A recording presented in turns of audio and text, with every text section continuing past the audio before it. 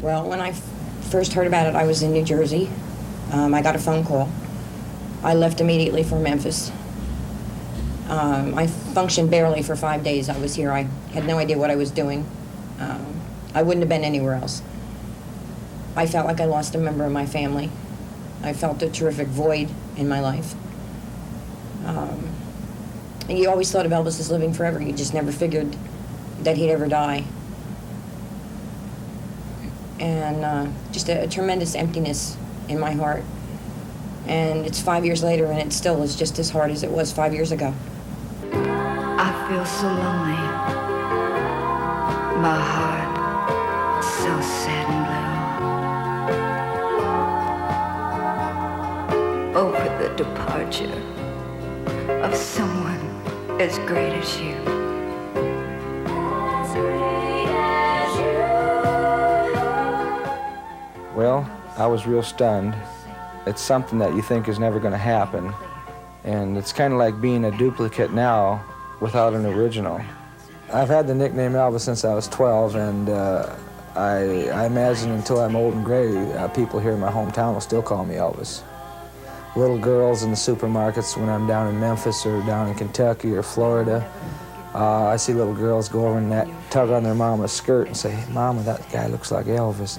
Their mama says, "Hush, be quiet," you know, stuff like that. But then you walk away and you turn around, their mother's looking right at you. I think our lives and Elvis's, in our lives and Elvis's, there happens to be a lot of coincidences, like the fact that Elvis Presley is a twin and his brother died at birth, and the fact that we're identical twins and I almost died at birth. I was stillborn. 1966, November 14th, 1966. The movie Blue Hawaii. And I fell in love. And I was a newlywed. Huh. And I told my husband I wanted a divorce. Because I was in love and it wasn't with him. I impersonated Elvis because he was my idol, a person who I looked up to. And for me to get on stage and to do his music and to resemble a man as great as Elvis, that's my ambition. And that's why I like to be called an impersonator rather than an imitator. I don't imitate Elvis. I don't try to be Elvis.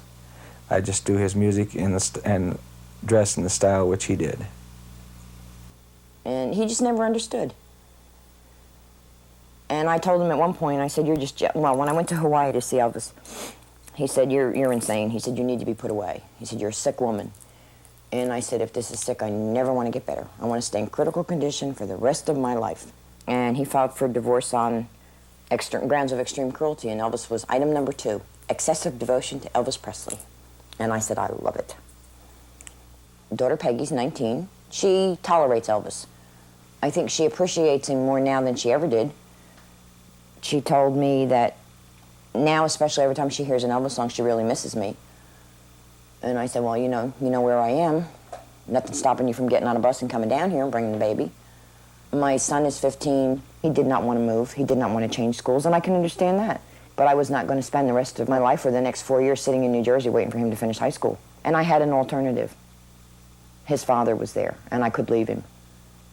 I think Elvis is definitely our father. We have his features, we have his eyes, we even have his little cut-off lips here, which aggravate us. But we asked our mother on several occasions, and she never said no.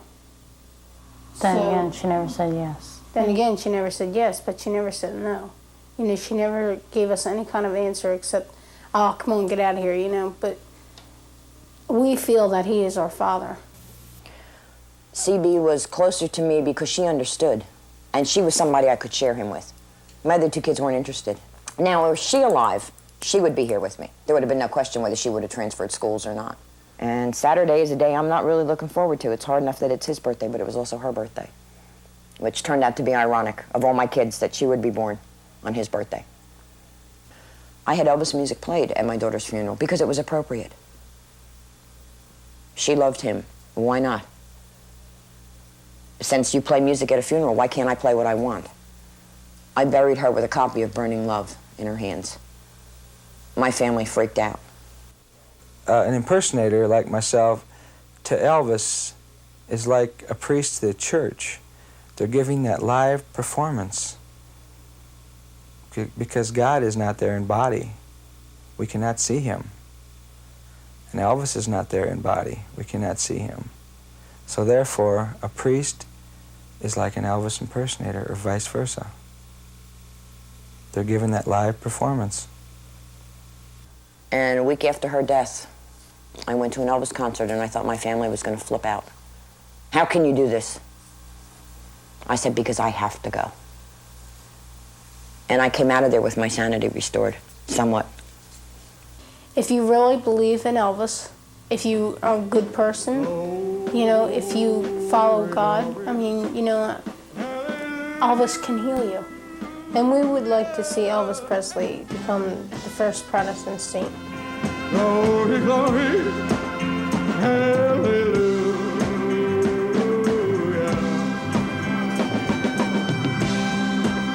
Glory, glory, hallelujah. His truth, His mercy,